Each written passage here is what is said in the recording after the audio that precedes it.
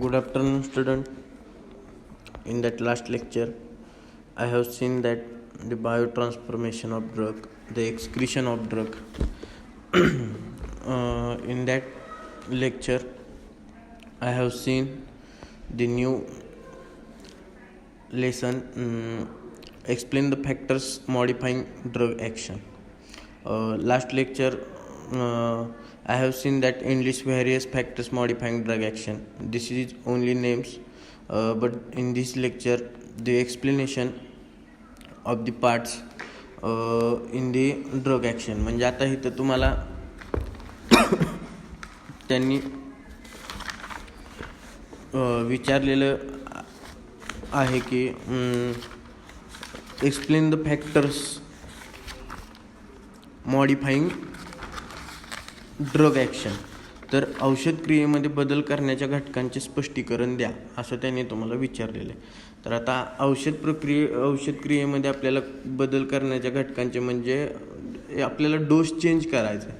तर आपण बेसिकली हा क्वेश्चन आल्यानंतर बेसिकली आपल्या लक्षात हे आलं पाहिजे की बाबा वजन समजा एखाद्या पर्सनचं वजन 30 किलो असेल आणि एखाद्याचं 60 किलो असेल तर डोस हा डिफरंट असणार आहे. Because capability of dose dependence हा 60वाल्याचा जास्त असणार आहे, 30वाल्याचा कमी असणार आहे. तर त्या प्रकारे काही ड्रग असतात ते वेगळेच असतात. म्हणजे थोडक्यात फिमेलसाठी काही डोस वेगळे असतात, मेलसाठी काही ड्रग वेगळे असतात. तर हे सर्व आपल्याला ह्या क्वेश्चनमध्ये बघायचं आहे. तर फर्स्ट बघा इथे आहे बॉडी वेटमध्ये काय सांगितले तर the dose of drug is related to body weight. म्हणजे डोस आहे म्हणजे जो आपण डोस घेणार आहे तो रिलेटेड बॉडी वेट असतो. The dose of drug is usually expressed as mg/kg. म्हणजे किती किलोच्या माणसाला किती ग्रॅम डोस दिला पाहिजे ते ठरवलं जातं बॉडी वेटमध्ये. त्याच्यानंतर एजमध्ये बघा infants and old patient. Infants म्हणजे आता चिमुकली लहान बाळ आणि ओल्ड पेशंट म्हणजे म्हातारे. तर infants and old patient need dose different from adults. म्हणजे त्या लोकांना ॲडल्ट्सपेक्षा डोस हा वेगळा दिला जातो. तर त्यानंतर काय सांगितलं infants the metabolizing enzymes and excretory process are not fully developed. आता इन्फंट्सची म्हणजे हे साहजिकच आहे बघा, जे लहान मुलं असणार आहे त्यांची बॉडी एवढी वेल डेव्हलप्ड झालेली नसते. आलं लक्षात, हे तुमच्या पण लक्षात येते. त्यामुळं आपण त्यांना त्या प्रमाणात डोस देऊ शकत नाही. आणि जे ओल्ड पेशंट्स आहेत, आता ओल्ड पेशंट आहेत त्यांची बॉडी थोडक्यात कमकुवत झालेली असते, त्यामुळे त्यांना आपण हाय डोस देऊ शकत नाही. तर हे आपण जस्टिफाय एजमध्ये करणार आहे. त्यानंतर सेक्समध्ये बघा some drugs which cross the placental barrier and depress foetal respiration are avoided in pregnant women. म्हणजे आता प्रेग्नेंट वुमेन असेल तर काही ड्रग हे अवॉइड करायचे असते. मग एक्झाम्पल लाईक मॉर्फिनसारखे ड्रग ह्या पेशंटला दिले जात नाहीत. त्यानंतर बघा root of administration of drug. As the root of administration changes the dose required for same pharmacologic action varies. Hence IV dose is smaller than subcutaneous dose which is smaller than oral dose. आता root of ॲडमिनिस्ट्रेशनमध्ये काय सांगितले as the root of administration changes. Root of administration काय change करतं तर the dose required for same pharmacology action. म्हणजे आता IV इंट्राव्हेनसली dose दिला जातो त्यावेळेस त्या डोसची क्वांटिटी वेगळी असते. सबक्युटेनियस म्हणजे त्वचेखाली जो डोस दिला जातो त्याची क्वांटिटी वेगळी असते आणि ओरल डोस जो दिला जातो तोंडावर त्याची क्वांटिटी हे वेगळी असते. म्हणजे ड्रग मॉडिफाय केला जातो आणि मग दिला जातो. त्यानंतर बघा टाईम ऑफ ॲडमिनिस्ट्रेशन ऑफ ड्रगमध्ये काय सांगितले when the drugs are taken before meals. म्हणजे जर जेवणाच्या अगोदर जर तुम्ही ड्रग घेतला, आलं लक्षात, द ॲब्सॉर्प्शन इज ग्रेटर. म्हणजे ॲब्सॉर्प्शन हे ग्रेटर राहतं. But there is irritation to the GIT due to direct contact of drug with all of GIT. कारण आपण जेवणाच्या अगोदर म्हणजे जेवलेलो नसतोय त्यामुळे त्याचा डायरेक्ट संबंध हा GITला येतो. त्यामुळे इरिटेशन चालू होतं पोटामध्ये. त्यानंतर बघा when the drugs are taken after meals, म्हणजे ज्यावेळेस आपण जेवतो, जेवल्यानंतर ज्यावेळेस ड्रग घेतला जातो, the absorption is poor but there is not irritation to GIT.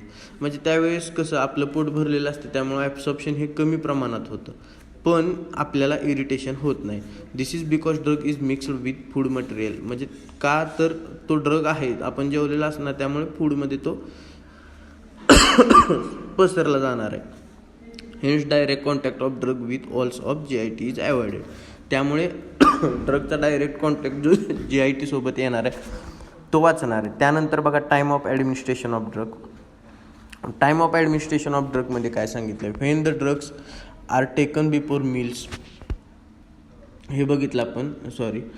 Diet and environmental factor. आता डाएट अँड एन्व्हायरमेंटल फॅक्टरमध्ये काय बघा, in the presence of diet the absorption of drug is poor. म्हणजे डाएट ज्यावेळेस करत असतो त्यावेळेस ॲब्सॉर्प्शन ऑफ ड्रग हे पुअर असतं एकदम. तर एन्व्हायरमेंट म्हणजे पुअर म्हणजे कमी असतं. आणि environmental factor also affect the variation in the dose of drugs. आता एन्व्हायरमेंटल फॅक्ट कसा होतो, तर एक्झाम्पल बघा, the alcohol is well tolerated in cold environment than in summer. म्हणजे समरपेक्षा कोल्ड एन्व्हायरमेंटमध्ये अल्कोहोल हे सहन केलं जाऊ शकतं, म्हणजे चांगल्या प्रकारे होऊ शकतं. त्यानंतर the dose of phenobarbitone required to produce a sleep during day time is much more than the dose required during night. आता फेनोबार्बिटॉन हे produce sleep during day time, म्हणजे डे टाईमला हे स्लीप प्रोड्यूस करतो, is much more than dose required during नाईटपेक्षा. त्यानंतर बघा genetic फॅक्टरमध्ये काय सांगितलं, द पेशंट विथ हेरिडायटरी. म्हणजे आता बघा, द पेशंट विथ हेरिडायटरी म्हणजे काय, अनुवंशिकता. म्हणजे आपल्याला पहिल्यापासून म्हणजे आपल्या वडिलांना पण तोच आजार असेल असा ह्या टाईपमध्ये. तर metabolic disorders rarely show disturbance in the metabolism of drugs.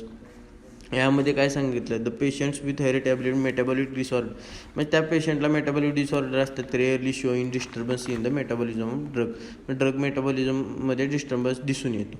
त्यानंतर बघा, this is because of microsomal enzyme systems involved in the metabolism of drugs. ह्यांनी काय सांगितलं इथं, तर दिस इज बिकॉज म्हणजे का होतं हे, तर मायक्रोझोमल एन्झाईम जे आहेत ते इन्व्हॉल्व होते इन द मेटाबॉलिझम ऑफ ड्रगमध्ये त्या व्यक्तीचे. त्यानंतर बघा, thus the genetic factor gives individual irritation in response to the drugs. Some drugs pass through the genes and modifying drug response from generation to generation. म्हणजे काही drug हे pass होतात, पण काही ड्रग मॉडिफाईन होऊन drug response generation to generation देतात. Example diabetes mellitus सारखा disease असेल तर. त्यानंतर बघा, इमोशनल फॅक्टर म्हणजे काय येतात, तर पर्सनॅलिटी ऑफ द फिजिशियन. म्हणजे फिजिशियनची जी पर्सनॅलिटी आहे ते influence the drug effect particularly in psychic patient.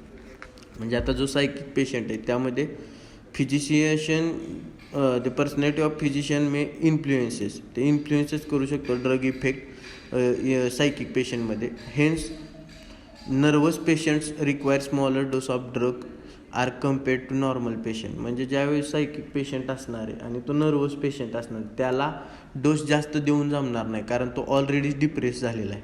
आलं लक्षात. त्यानंतर बघा, प्रेझेन्स ऑफ डिसीजमध्ये काय सांगितलं आहे, in diseased condition some drugs may produce unusually prolonged effects in cirrhotic patients. आता प्रेझेन्स ऑफ डिसीज मध्ये काय सांगितलं आहे, इन डिसीज कंडिशन म्हणजे ज्यावेळेस माणूस डिसीज कंडिशनमध्ये असतो त्यावेळेस काही ड्रग हे प्रोड्यूस करतात usually prolonged effect in cirrhotic पेशंटमध्ये. Thus drugs like barbiturate and chlorpromazine may produce unusually prolonged effect in cirrhotic patient. म्हणजे बार्बिच्युरेट सारखे ड्रग हे प्रोलॉंग्ड इफेक्ट दाखवते सिरोटिक पेशंटमध्ये. त्यानंतर बघा, मेटाबॉलिक डिस्टर्बन्समध्ये काय सांगितलं, the changes in water balance. म्हणजे वॉटर बॅलन्स होतं आपलं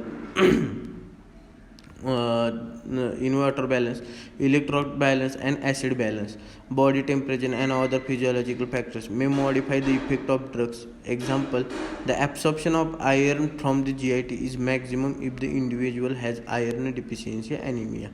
तर आता मेटाबॉलिक डिस्टर्बन्समध्ये काय सांगितले, तर आपलं शरीरातलं water imbalance, electrolyte balance, acid base balance, body temperature हे खूप काही ड्रगचं ॲक्टिव्हिटी चेंज करू शकतं डिझॉल्व्ह होण्यासाठी. त्यानंतर बघा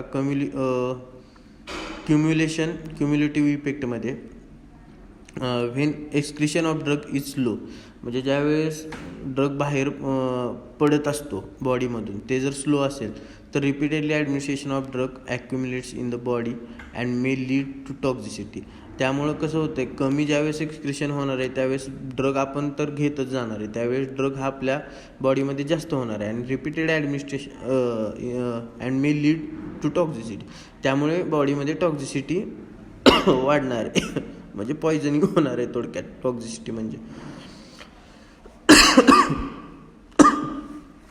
this is known as cumulation. The phenomenon is known as cumulative effect.